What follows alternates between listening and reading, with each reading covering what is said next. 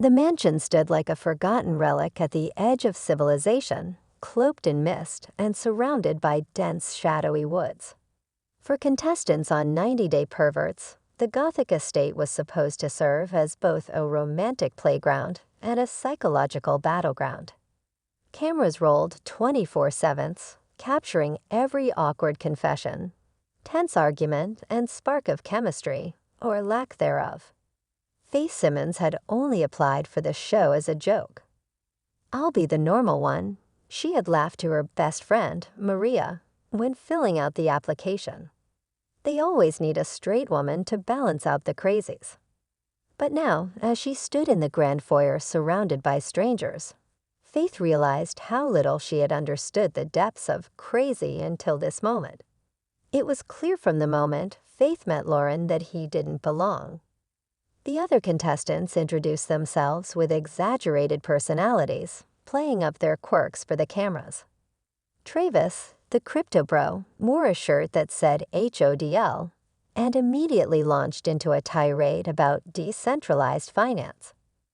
Angela, the influencer, refused to stop live streaming even though the producers had explicitly told her to put her phone away. He lingered on the fringes of the group, his pale skin and dark eyes giving him the look of a haunted doll. His movements were slow and deliberate, as if he were trying not to disturb the air around him. When it was his turn to introduce himself, he simply said, "I'm Loren," and sat back down.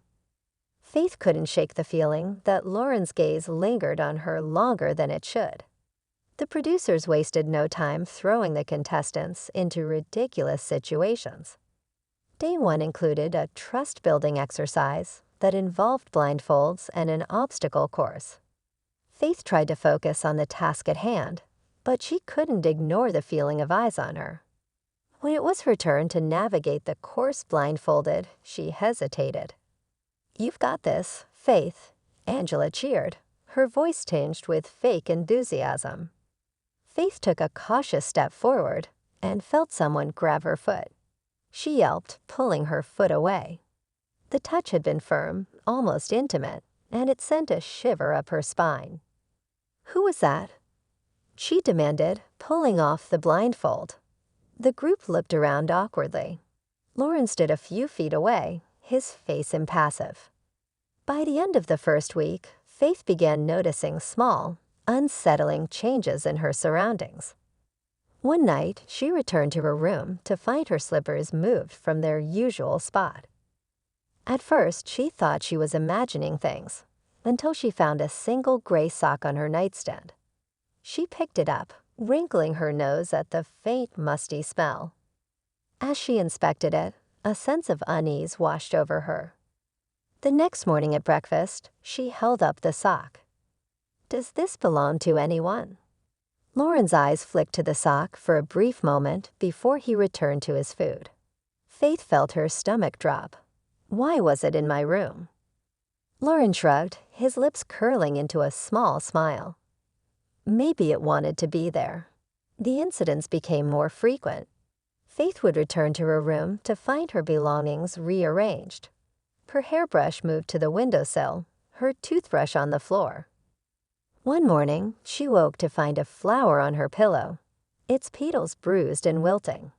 He always seemed to be nearby, watching her with a strange intensity.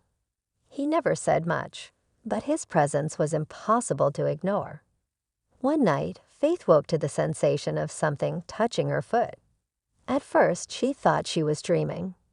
But as she sat up, she saw a shadowy figure standing at the foot of her bed. Her breath caught in her throat. Faith reached for her phone, the screen's glow illuminating the room.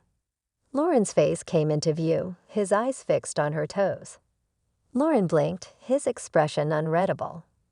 "I like your toes," he said simply. Faith's heart raced as she scrambled out of bed. "Get out of my room." He didn't argue. He simply turned and walked out, leaving the door slightly ajar. Faith reported Loren to the producers the next day. "He was in my room last night," she said, her voice trembling. "He was touching my feet." The producer raised an eyebrow. "Are you sure?" Loren's quirky, but he's harmless. Harmless, Faith repeated. He's been messing with my stuff for days. He left a sock on my nightstand, and now he's sneaking into my room at